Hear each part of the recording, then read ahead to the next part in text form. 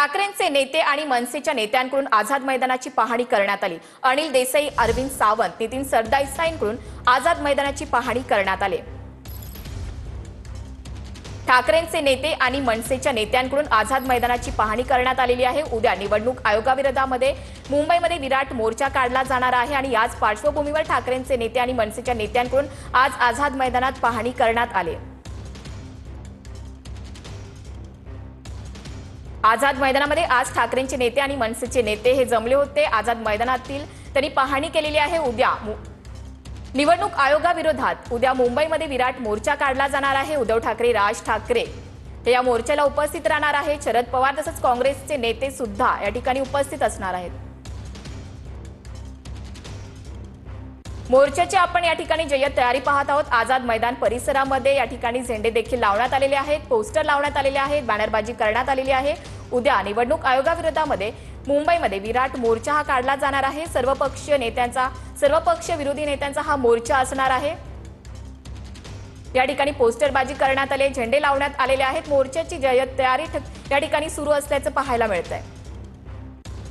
विरोधी पक्षांकडून उद्या निवडणूक आयोगाच्या विरोधात होणाऱ्या आंदोलनाची तयारी आपल्याला इथे पाहायला मिळत आहे। आझाद मैदानाच्या बाहेर मुंबई महानगरपालिका मुख्य कार्यालयाच्या बाहेर एकंदरीत पाहिलं तर जय्यत तयारी आपल्याला इथे पाहायला मिळत आहेत।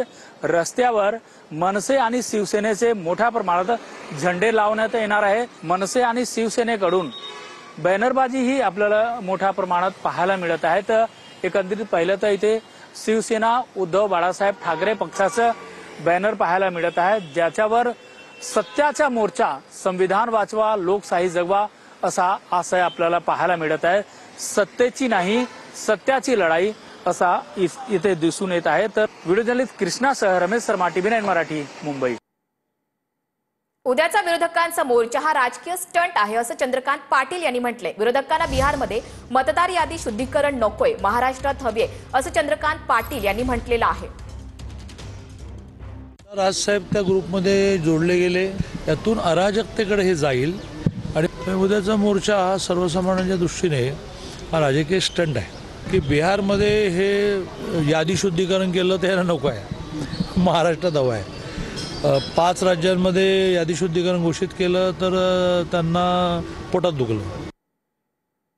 मतचोरी झालीच नाही तर विरोधकांची मती चोरी झालेली आहे। ग्रामविकास मंत्री जयकुमार गोरे यांनी हे वक्तव्य केले। मोर्चा काढून नरेटिव्ह सेट करण्याचा विरोधकांचा प्रयत्न सुरू आहे असा आरोपही त्यांनी केलाय। विरोधकांनी जमिनीवर राहून पराभवाची कारणं शोधली पाहिजेत। मंत्री जयकुमार गोरे यांनी विरोधकांवर हा हल्लाबोल केलाय।